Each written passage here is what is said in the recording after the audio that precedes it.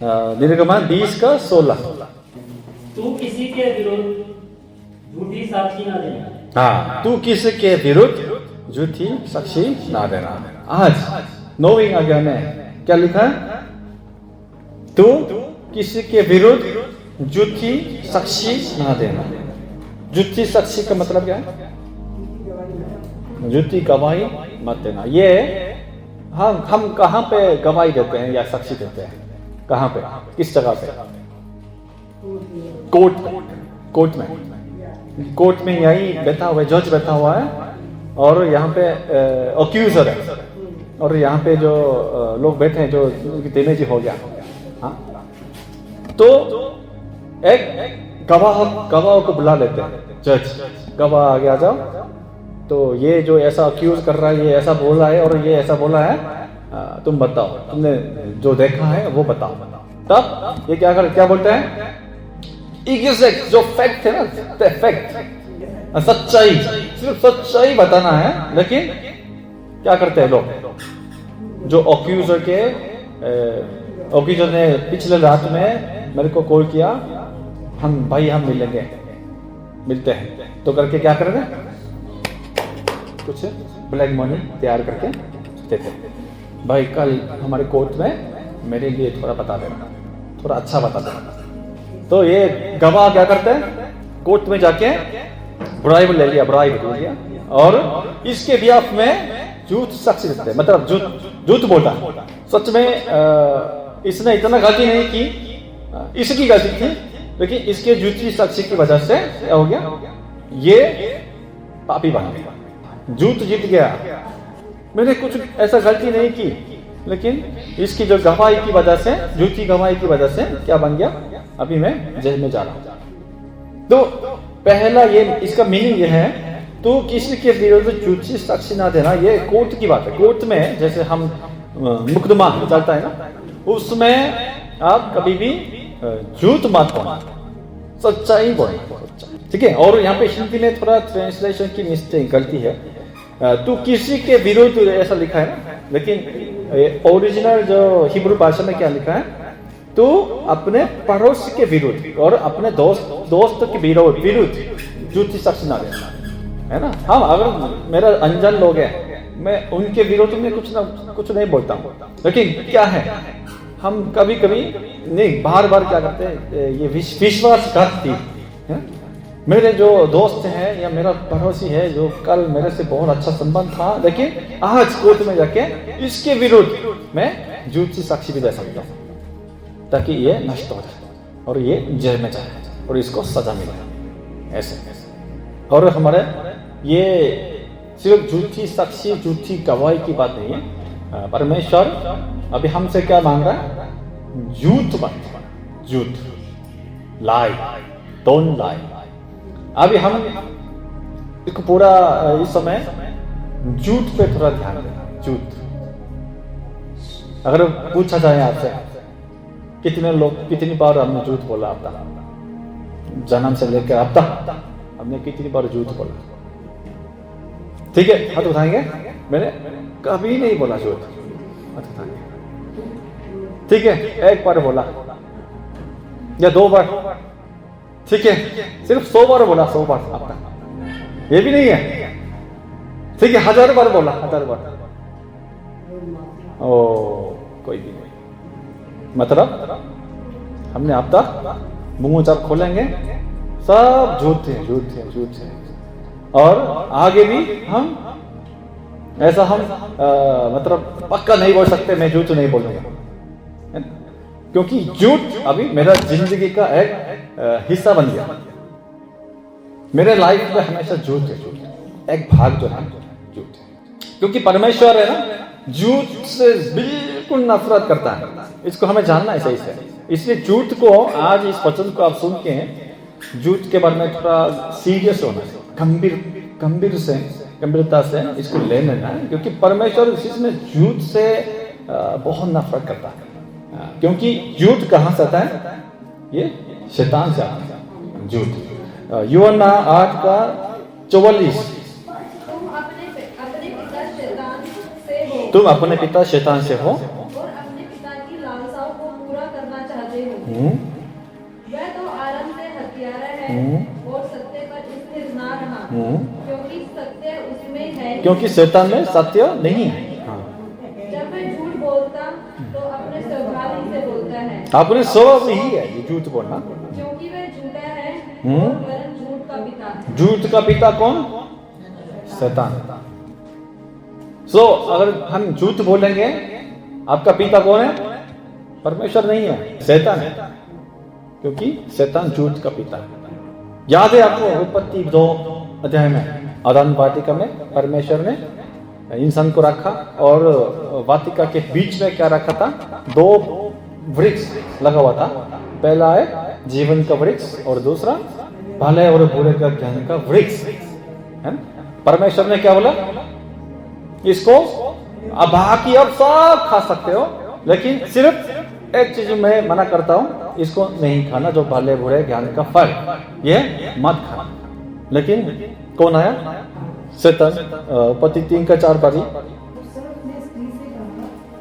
सांप मतलब शैतान है, स्त्री से कहा तुम निश्चय न मरोगे। परमेश्वर ने क्या कहा था? तुम जब इसको खाओगे तो निश्चय मर जाओगे, ये सच्चाई है। लेकिन शैतान ने आकर क्या कहा? तुम नहीं मरोगे, निश्चय नहीं मरोगे। बिल्कुल उल्टा झूठ बोला, निश्चय नहीं मरोगे, ये झूठ है ना। शुरू से शैतान झूठ बोला और उसके द्वारा क्या हो गया?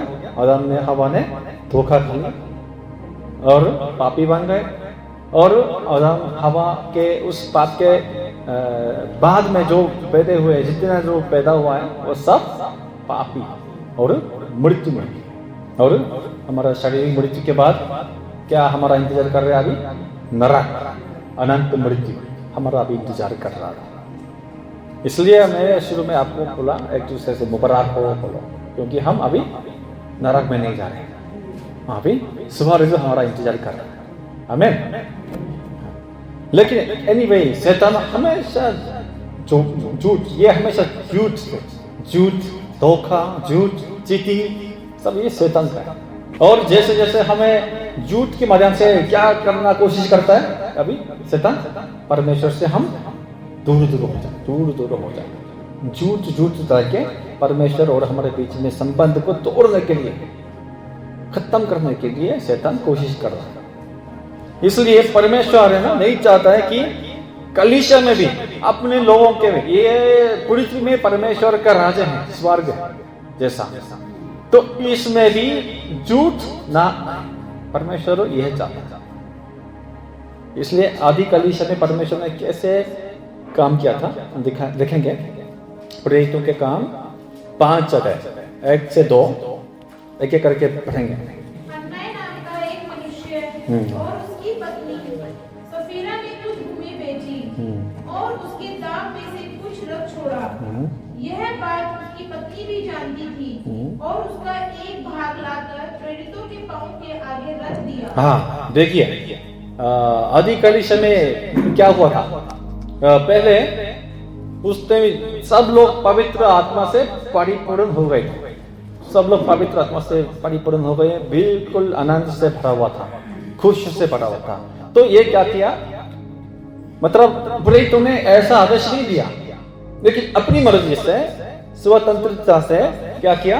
अपने घर में पूरा संपत्ति है, प्रॉपर्टी है, घर सब क्या सही किया, बेच दिया, पूरा बेच दिया। और जो जिसका रिटर्न में मिला ना, पैसे मिला ना, उसको सब किसको दे दिया?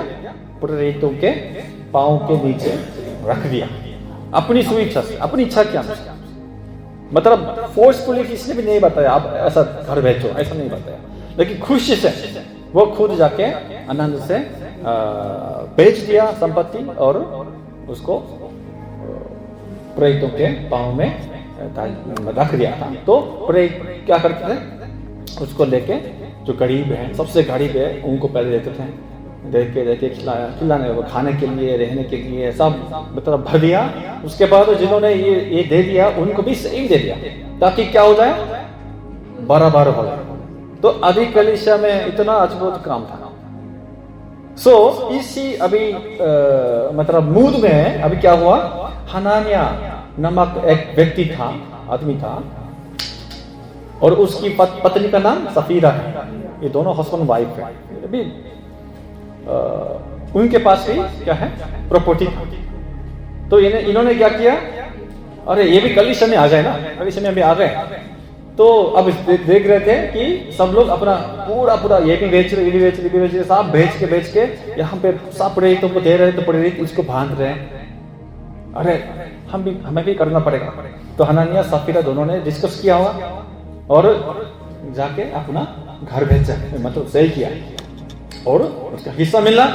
क्या किया, कुछ भाग, मतलब यहाँ पे ऐसा लिखा है, कुछ बाकी सब छुपा के कुछ भाग जो है उसको देके प्रेरितों के जो पतरास के उसके पांव के नीचे रख दिया, और ऐसा बोल दिया होगा कि ये मेरा पूरा संपत्ति बेच के मैंने पूरा लाया, ऐसा झूठ बोला।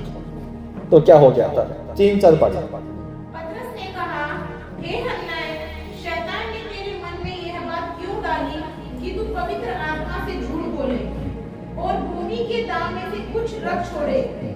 जब तक वह तेरे पास रही, क्या तेरी ना थी? और जब बिक गई तो क्या तेरे वश में ना थी? तूने यह बात अपने मन में क्यों विचारी? तू मनुष्य से नहीं परंतु परमेश्वर से झूठ बोला। हाँ, क्या हुआ, इनको जरूरत नहीं थी, ऐसा भेजने की जरूरत नहीं थी, नहीं भी करने से भी कोई नहीं बोलता ऐसा। लेकिन इन्होंने ऐसा क्या किया, नाटक किया कि मेरा विश्वास भी बहुत अच्छा हूँ, बड़ा हूँ, ये दिखाने के लिए घमंड से, मतलब ठीक है हम इसको ये सब दे देंगे, चर्च में दे देंगे, तो हम क्या कैसे रहेंगे, तो इसको छोड़ देते हैं, और कुछ हिस्सा दे दिया और बोला ये हमारा पूरा है करके झूठ बोला ना। तब पतरस को मालूम चल गया कि हनन्याह, शैतान ने तेरे मन में ये बात डाली, शैतान ने डाल दी। झूठ हमेशा शैतान से आता है। झूठ क्यों डाली, ये जब तक ये तुम्हारे पास था तो ये तुम्हारा नहीं था, तो देने की जरूरत नहीं थी, तो हमने भी आपसे नहीं मांगा। लेकिन ऐसा करके झूठ क्यों बोला कि हमारे पूरा कलीसिया को खराब कर रहा है, अभी गंदा कर रहा है, इसमें पाप ला रहे हैं, ऐसा बोला। तो 5-6 में क्या सजा मिली? ये बात सुनते ही हन्नायाह गिर पड़ा और प्राण छोड़ दिए। सुनते ही हन्नायाह मर गया। देखिए, एक समय झूठ बोलने से उसको परमेश्वर ने मार डाला, और सब सुनने वालों पर बड़ा भय छा गया। और ये पतरस की बात सुनते ही हनन्याह तो खत्म हो गया, और उसकी पत्नी नहीं जानते हुए अभी चर्च के अंदर आ गई और गीत करे, सृष्टि करे, प्रभु का धन्यवाद सो मैं देता हूं करके आ गया होगा। ये सफीरा जो पत्नी, मालूम नहीं था ये भी, इसको भी मेरा हस्बैंड मर गया, मालूम नहीं था, आ गया कि और थोड़ा घमंड हो गया, हाँ मैंने भी संपत्ति बेच के पूरा दे दिया, हाँ करके सब मैं तुम भी देता हूँ, ऐसा मेरे समान करो, ऐसा किया हो घमंड से। तो 7-8 में पतरस ने सफीरा से भी सेम सवाल पूछा है। 7-8 में लगभग 3 घंटे के बाद उसकी पत्नी जो कुछ हुआ था ना जानकर भीतर आई। तब पतरस ने उससे कहा, मुझे बता क्या तुमने यह भूमि इतने ही में बेची थी? उसने कहा, हाँ इतने में ही। पतरस ने उससे कहा, यह क्या बात है कि तुम दोनों ने प्रभु के आत्मा की परीक्षा के लिए एका किया? देख तेरे पति के गाड़ने वाले द्वार ही पर खड़े हैं, तुझे भी बाहर ले जाएंगे। ठीक है, कुछ नहीं जान के अंदर आ गई और पतरस ने जब पूछा, इसने बहुत हिम्मत से झूठ बोला। क्या बोला? इतने ही में बेची? ये जो पतरस ने पूछा तो हाँ इतने में ही बेची, मेरी तारीफ करो, अम्मी जी ने इसमें पूरा बेचा, ये मैं पूरा दे दिया। तो इसमें क्या हुआ? तब वह तुरंत उसके पांवों पर गिर पड़ी, प्राण छोड़ दिए। ये भी खत्म हो गया। देखिए, जरूरी नहीं थी कि ये पूरा इसको संपत्ति बेचने के लिए किसी ने भी ऑर्डर नहीं दिया, जबरदस्ती ऐसा नहीं कराया। लेकिन इन्होंने खुद अपनी मर्जी से किया और झूठ बोला कि कलीसिया में झूठ आएगा इनके द्वारा। तो इस झूठों को हटाने के लिए परमेश्वर ने दोनों के पुराण को खत्म कर दिया, ताकि कलीसिया में क्या छा गए, भय, परमेश्वर का भय से भरे और उन परमेश्वर की और महिमा करेंगे। इसलिए झूठ जो है ना, सिर्फ एक व्यक्ति का जीवन नहीं, पूरे समूह, कम्युनिटी को, समूह को खत्म कर सकता है, मतलब खड़ा कर सकता है। इसलिए परमेश्वर झूठ, हमारे बीच में झूठ होना परमेश्वर बिल्कुल नफरत कर देगा। और चर्च की रक्षा करने के लिए परमेश्वर जो झूठ बोलने वाला है उसको भी ताड़ना देता है, ताड़ना या सजा देता है। तो हमें हर समय, हर दिन, हर घंटे अपने आप से क्या पूछना है, क्या मेरा बाहर और मेरा अंदर पारदर्शी है? पारदर्शी का मतलब ट्रांसपेरेंट है। क्या मेरा अंदर, मेरा बाहर सही है? अंदर में कुछ और चलता है और बाहर कुछ और करता है। अंदर में मैंने लालच रखा, लेकिन बाहर में नाता करता हूं। मैं बहुत विश्वासी आदमी, विश्वासी लेडी करके नाता भी कर सकता, ये झूठ है। तो ट्रांसपेरेंसी परमेश्वर हमसे ये मांग रहा है इस आज्ञा के द्वारा। और आजकल आप तो जानते हैं, मोबाइल देखेंगे ना, तो आज का क्या हुआ, हम न्यूज भी ट्रस्ट नहीं कर सकते।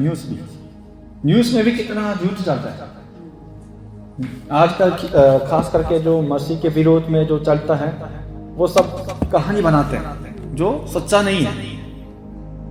इन्होंने पैसे देके हमें मतलब धर्म परिवर्तन करवाया, ऐसा करके झूठ बोलता है। ये ऐसा या नहीं ना, लेकिन ये सब झूठ बोलता है। और इंस्टाग्राम में, फेसबुक में देखो क्या सच्चाई है, मैं मालूम भी नहीं चलता। एक सही घटना को लेके ये बोलता है, ये दूसरा ऐसे बोलता है कि ये क्या सच्चा है।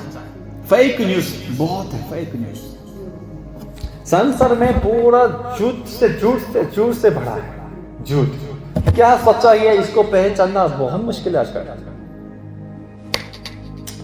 और लेकिन क्या है, संसार ऐसे झूठ बोलने वाले की बहुत तारीफ करते हैं, और झूठ बोलने वाले को क्या समझते हैं, बुद्धिमान समझते हैं। अगर झूठ नहीं बोलेंगे उतना मुझे नुकसान मिलेगा, इसलिए झूठ बोलने से तुम्हें फायदा मिला, ताली बजा देते हैं उसके लिए, वो बुद्धिमान है, बहुत बुद्धि है भाई। ऐसा अगर झूठ नहीं बोल के हम अगर नुकसान को मैं सह लूंगा तो ये मूर्ख समझते हैं, बुद्धि नहीं है, झूठ बोलना चाहिए था। ऐसा संसारी लोग, उनके जीवन में झूठ जरूरी होगा। क्यों? संसार अभी किसके अधीन में है? शैतान के अधीन में है, और शैतान उनका पिता है। शैतान किसका पिता? झूठ का पिता है। तो ये पिता ही झूठ बोलते रहते हैं, तो ये उनके सब संतान जो है सब झूठ ही बोलेंगे। लेकिन और आज अभी वहां से जो निकाल के यहाँ पे अंधकार से निकाल के ये ज्योति में आ गए, और नरक से बच के अभी स्वर्ग में आ गए, और संसार से निकाल के अभी कलीसिया में आ गए। हमारे बीच में झूठ होना है, नहीं होना? नहीं होना। हमने ये सुना था यीशु मसीह की जो प्रार्थना से, हम संसार में तो है लेकिन संसार के नहीं है, बस संसार के लिए है। संसार में है, संसार के नहीं है, संसार के लिए है। We are in the world but not of the world but for the world। इसको हमें ध्यान में रखना है, ठीक है? अभी हम संसारिक लोगों की बात पे ध्यान नहीं देंगे, सिर्फ हम पर, अपने आप पर ध्यान दें। कलीसिया में झूठ है या नहीं, आजकल हमारे चर्च में भी झूठ है या नहीं। हम दूसरे चर्च की बात करने की जरूरत ही नहीं, मेरे अंदर झूठ है या नहीं। हमें संसार को इम्पैक्ट देना था, ज्योति चमकना था और उनको अच्छा इम्पैक्ट देना था, और ये चर्च के जो ज्योति भरना था, अंधकार में भरना था। लेकिन अभी क्या कर रहे हैं हम? क्या हो रहा है? अंधकार से हम इम्पैक्ट ले रहे हैं, संसार से हम इम्पैक्ट लेते हैं। अभी संसार से झूठ सीख के चर्च में भी भाई बहन के बीच में झूठ बोलते हैं। इससे परमेश्वर की उपस्थिति चली जाएगी, पवित्र आत्मा उनके संग नहीं होंगे जो झूठ बोलते हैं। यीशु मसीह का चेला जो है हमेशा ईमानदार होना और विश्वास योग्य होना। ईमानदारी का मतलब है आगे का जो अंदर का बाहर का सेम ट्रांसपेरेंट होना, हमेशा अंदर का बाहर का सेम होना। पहले हम ईमानदारी के बारे में बात करेंगे। ईमानदारी प्रिटेंड है ना, प्रिटेंड हम सब दिखाने के लिए कुछ और करते हैं अंदर में, जबकि अंदर में कुछ और चलता है। तो जो नाता कर रहे हैं हमारे साथ, मेरे साथ नाता कर रहे हैं ना, उनके साथ अच्छा संबंध बना सकते हैं या नहीं बना सकते? आज के समझते हैं ना, बात कुछ समय बातें करते करते भी उनके आंखों को देख के भी हमें पता चलता है कि ये इसके अंदर अभी कुछ और चल रहा है। ये अभी मुझसे बातें तो करते हैं लेकिन दिमाग अभी दूसरा सोचने मतलब जा रहे हैं। समझते हैं ना? उनके साथ हम कैसे गहरा संबंध बना सकते हैं, उनको कैसे हम ट्रस्ट कर सकते हैं। लेकिन समस्या क्या है, चर्च में भी ऐसा है, बहुत नाता करते हैं एक दूसरे से, बोलने में बहुत मीठी मीठी बातें करते हैं, लेकिन लगता है कि ये अभी कुछ और घर जाके या जो दोस्तों से मिलके पड़ोसी से मिलके कुछ और कहेगा, ऐसा मतलब ट्रस्ट नहीं है। तो उनसे हम कैसे अंदर के जो चिंता है और परेशानी है उसको हम कैसे शेयर कर सकते हैं, है ना? सिर्फ हल्की हल्की बातों को मैं शेयर करूँगा कि बाकी लोग जानने से भी कोई प्रॉब्लम ना हो। लेकिन अगर मेरा इसका संबंध बिल्कुल नजदीक है और जो ये सच में अपने दिल से मेरी बात सुन रहे हैं और मुझको मदद करने के लिए बिल्कुल तैयार है, हम उनसे अपने अंदर की जो गहराई जो बातें हैं उसको हम सारा, मेरा निर्बलता, मेरा जो वीकनेस है उसको भी हम सब शेयर कर सकते हैं। तो ऐसे जो लोग अगर 1 2 3 करके इकट्ठे हो जाएंगे ना, वो ग्रुप, वो कम्युनिटी, वो समूह बहुत पावरफुल कम्युनिटी बन जाएगा। लेकिन सब एक दूसरे नाता कर रहे हैं, मैं इससे अभी बात कर रहा हूँ कि ये कुछ, लेकिन कुछ और छुपाती है, कुछ छुपाते हैं और मुझको बिल्कुल जो ये हल्की हल्की बातें करते हैं, तो उससे मेरा संबंध इतना गहरा में नहीं जाएगा। मैं भी सिर्फ उतना ही शेयर करूँगा लेकिन हमारा संबंध नहीं बढ़ेगा, है ना? एक दूसरे से आपके भी अनुभव होगा। इसलिए मैंने अभी क्या देखा, लोग है ना ज्यादातर अपने फैमिली पे ट्रस्ट करते हैं और बाकी लोगों पे इतना डिस्क्लोज नहीं करते हैं, खोलते नहीं। फैमिली के बीच में तो कभी कम से कम ट्रस्ट है, मतलब ट्रांसपेरेंसी है, लेकिन बाकी लोगों के बीच में क्या है, ट्रांसपेरेंसी नहीं है, इसलिए इतना शेयर नहीं करते। तो सिर्फ ये भी नाता करते हैं, उस समूह में कितना पावर आ जाएगा। सिर्फ हल्की सी छोटी सी बातों को हम शेयर कर सकेंगे, उसके बाद में बस आओ, हाँ हाय नमस्ते, क्या हाल है, क्या है, मतलब दिल से नहीं पूछते, खाली पूछते हैं हाँ क्या हाल है, क्या हाल चाल, हाँ नमस्ते, हम आपके लिए दुआ करेंगे, हाँ करके बस। और पूरे बाकी दिन में हम सब ध्यान में रहते हैं और हफ्ते में एक बार हम मिल के दोबारा हम नाता करते हैं, हाँ मैं आपसे प्रेम करके प्यार करता हूँ। उस समूह में, उस चर्च में परमेश्वर का पावर नहीं दिखेगा। इसलिए ये ईमानदारी परमेश्वर हमसे मांग रहा है। लेकिन ईमानदारी से बढ़कर ये चीज और मांग रहा है परमेश्वर, विश्वास योग्यता का मतलब क्या है? तो फेथफुलनेस। अगर मैंने बोल दिया तो इसको जरूर पूरा करना। अगर मैंने बोल दिया और नहीं करे, ये भी झूठ है ना? हाँ ठीक है, कुछ ना कुछ कारण से हो सकता है कि मैंने ऐसे बोल दिया, हाँ मैं ऐसा करूंगा, हाँ मैं ऐसे कहीं पे मैं जाके मैं कर लूंगा, सोल्व कर लूंगा, बोल दिया, लेकिन कुछ इमरजेंसी काम से अच्छा इसको मैं पूरा नहीं कर सकूंगा, पहले से हम जान सकते हैं। तो क्या करना है, उसको बोल देना है, जिससे मैंने वादा किया है उसको बोल देना है कि हाँ भाई सॉरी, मैंने ऐसे कामों की वजह से नहीं कर पाया। इन्होंने बोला ये मैं करूंगा, ट्रस्ट किया, लेकिन बिना बता के जो उसी दिन में नहीं हुआ, मैं अगर पूछूंगा तो कुछ हो, तभी बहाना बनाना शुरू कर देगा। तो मैं कैसे ट्रस्ट कर सकता? तो हम आपस में कैसे ट्रस्ट कर सकेंगे? ये भी झूठ है ना। करने के लिए बोला, नहीं किया, ये भी झूठ है। कुलुसियों 3 का 8 में देखिए, 9 देखिए, कुलुसियों 3 का 9। इसलिए ईमानदारी और विश्वास योग्यता ये 9 ही आ गया, अभी हमसे मांग रहा है। एक दूसरे से झूठ मत बोलो, क्योंकि तुमने पुराने मनुष्य तत्व को उसके कामों समेत उतार डाला है। हाँ, क्योंकि तुम पुराने मनुष्य तत्व को उसके कामों के समेत उतार डाला। अभी हमने उतारा है इसको, कपड़ा चेंज किया। झूठ एक दूसरे से मत बोलो। और डरने की बात आती है बाइबल में, झूठ बोलता है ना, जो झूठ बोलने वाला वो स्वर्ग में नहीं है, नहीं जा पाएगा। प्रकाशित वाक्य 22 देखिए, प्रकाशित वाक्य 22 14-15 पढ़िए।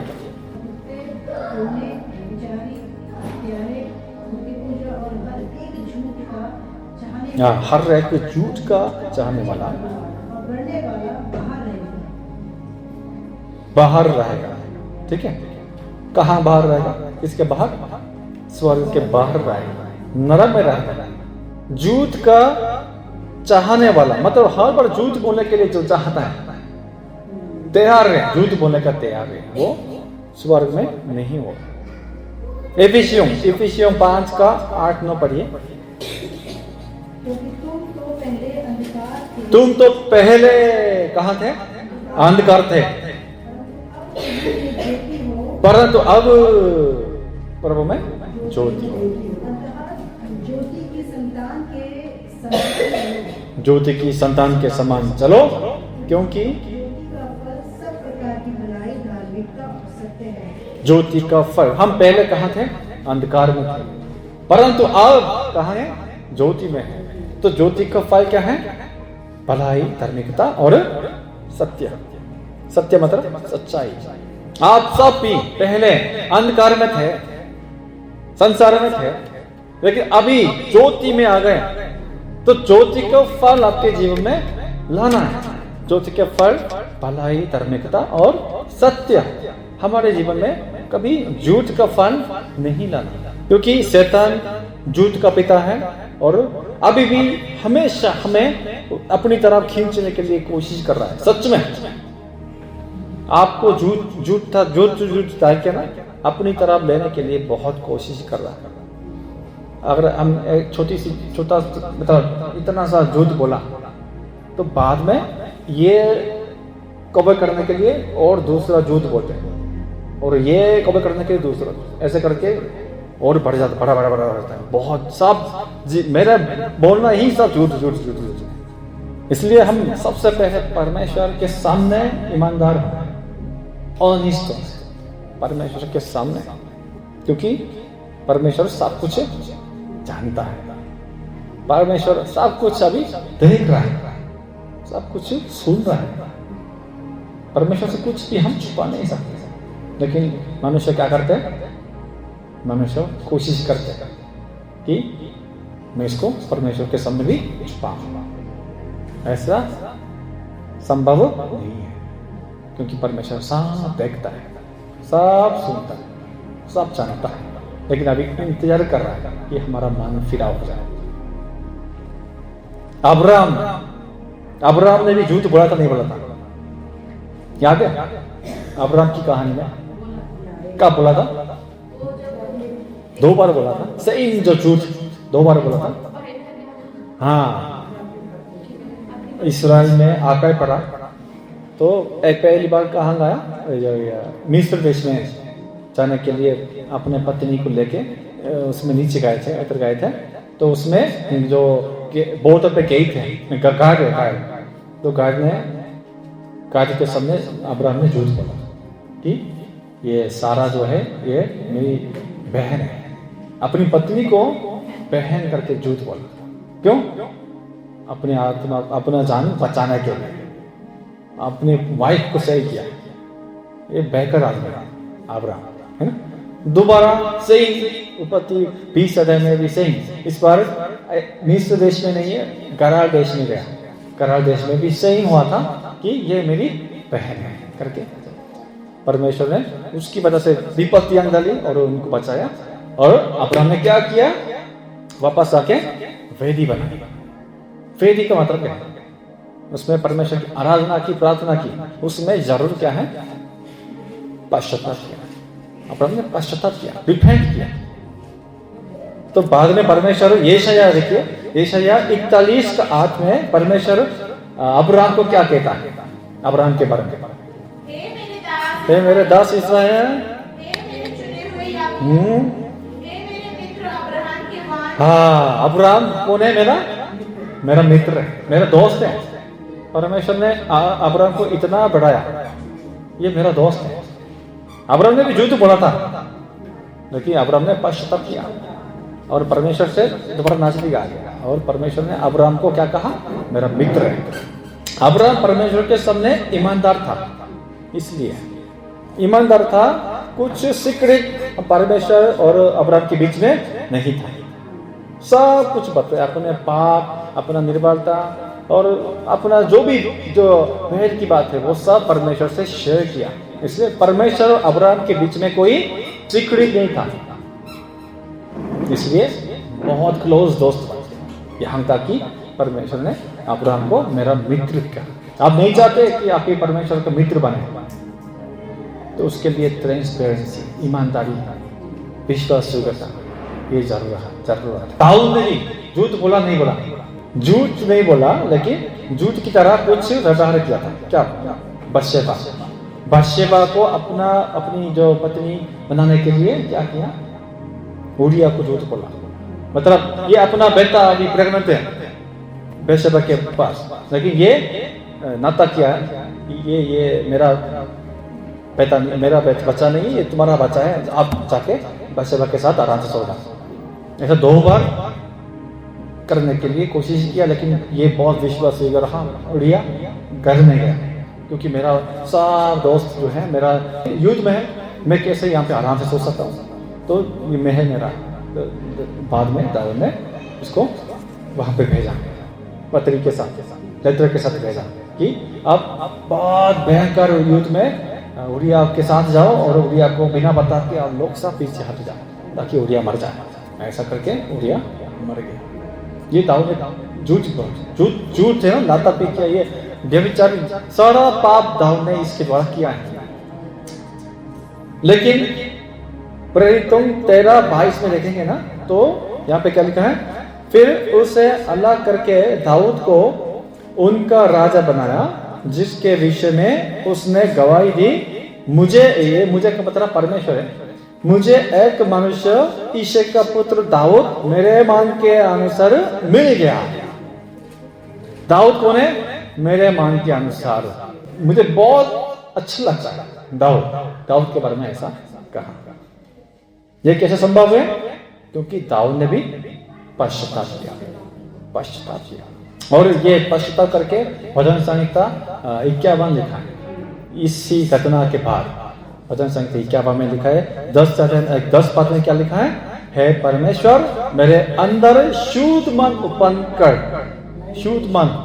मतलब ईमानदारी उत्पन्न कर, क्लीन ट्रांसपेरेंसी दे दो, ताकि मैं आपके सम्मुख कोई भी ऐसा भेद ना हो। हम भी सब निर्बल हैं और हम पाप करते रहते हैं। और अभी ऐसा है कि कुछ लोगों के पास ये झूठ बोलने का है ना, ये आदत जैसा है, बहुत हम आसानी से झूठ बोलते हैं। लेकिन जब हम ऐसे वचन सुनते हैं, sermon सुनते हैं, या खुद वचन पढ़ते हैं, या प्रार्थना करते हैं, या किसी लोगों के बोलने के द्वारा हमें मालूम चलता है कि अच्छा मैंने झूठ बोला और ये परमेश्वर नफरत करता है। तब हमें क्या करना? तुरंत घुटने टेककर रो के पश्चाताप करना है, परमेश्वर मैंने झूठ बोला। इसलिए झूठ बोलने से पूरा जीवन और पूरा ग्रुप और कम्युनिटी खराब होने के कारण परमेश्वर ने स्पष्ट मना किया, आप झूठ मत बोलना। तो हमारे जिंदगी से अभी झूठ को हमें क्या करना है? छोड़ना है, अलग करना, त्याग देना। ठीक है? इसलिए परमेश्वर और मेरे बीच में भी ईमानदारी, और मैं और दूसरों से भी ईमानदारी, ऐसे लोगों को परमेश्वर बहुत बहुत आशीष देता है। मेरे प्रियो, मैं एक कहानी जो आप सब जानते होंगे उसको एक उदाहरण के तौर पे दे के समाप्त करना चाहूँगा। गाँव में एक लड़का भेड़ों को चरा रहा था। क्या हुआ, ये भेड़ों को चराते क्या हुआ, थक भी गया और बोर भी हो गया, और बोर नींद भी आ रहा है। तो इसने क्या सोचा, अच्छा मैं एक मजाक करूँगा, मैं लोगों को चिल्ला करके बोलूँगा कि भेड़िया आ गए। तो उसने चिल्लाने लगा, भेड़िया आ गए, मुझे बचाओ, भेड़िया आ गए। तो लोगों ने सुना, ओह क्या भेड़िया आ गए। इसमें हथियार सब लेकर के तो भाग दौड़ के उनके पास, लड़के के पास गया। अरे भेड़िया का आगे, भेड़िया नहीं है, मैंने मजाक किया है। तो लोगों ने, भरों ने क्या किया, उसको दंड दे दिया। अरे झूठ मत बोलो, हम बहुत बिजी थे, अभी क्या कर रहे हैं करके, कभी ना करना दोबारा। तो गए, मेरे ऐसे कहने से सारे गांव के लोग दौड़ के आ गए। अच्छा ये बहुत अच्छा करके कुछ दिन के बाद दोबारा से इसको नींद आ गया और बोर हो गया।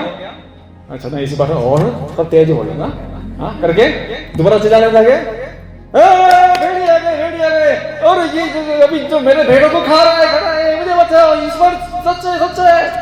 तो इन्होंने जो पीछे से सुन के, इस बार सच है, ये सच्चा चलो लग रहे। तो ये लकड़ी लेके साहब आ गए इसको मारने के लिए। आगे क्या देखा, भेड़िया नहीं है, बहुत शांत से वो भेड़ ऐसे सो रहे थे।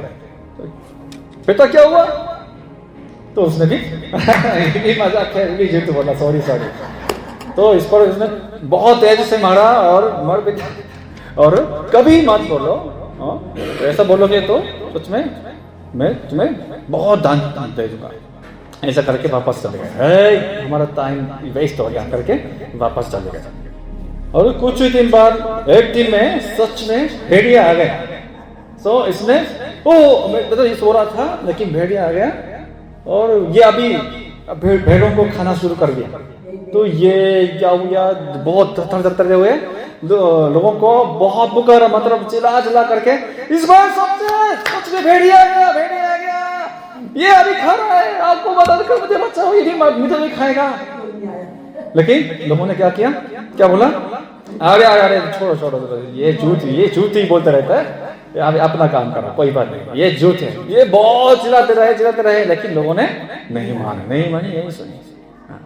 तो बाद में क्या हो गया, उनका भेड़ सब खत्म हो गया, भेड़िया के पेट में गया, अभी एक भी नहीं बचा। ये कहानी है, ये हमें भी शिक्षा देते हैं। इस कहानी के द्वारा हमें शिक्षा मिलती है, आप एक बार झूठ बोल सकते हैं, 2 बार भी बोल सकते हैं, लेकिन ये अगर आपकी आदत बन जाएगी तो बाद में भी हम आपकी बात गंभीरता से नहीं लेंगे।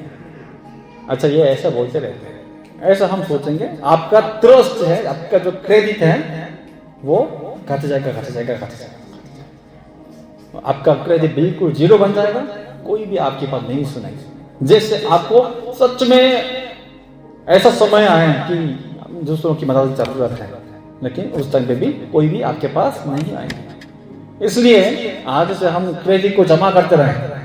कैसे बढ़ जाएगा, जैसे आप ईमानदारी और विश्वास से कर सकते, जैसे ये अंदर का बाहर का हमेशा सेम है।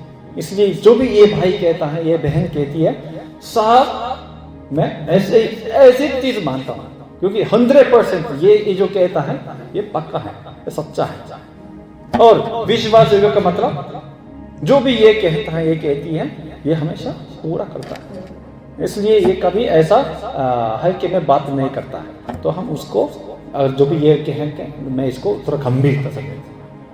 ये ऐसा करके ना 1 बार 2 बार 3 बार 100 जमा हो जाएगा, तो आपका भजन बहुत बढ़ जाएगा, आपकी जो महिमा का भजन बहुत बढ़ता रहेगा। तो आपकी बात कोई भी हल्के में नहीं, सब सीरियसली सुनेंगे और उसको मान लेंगे।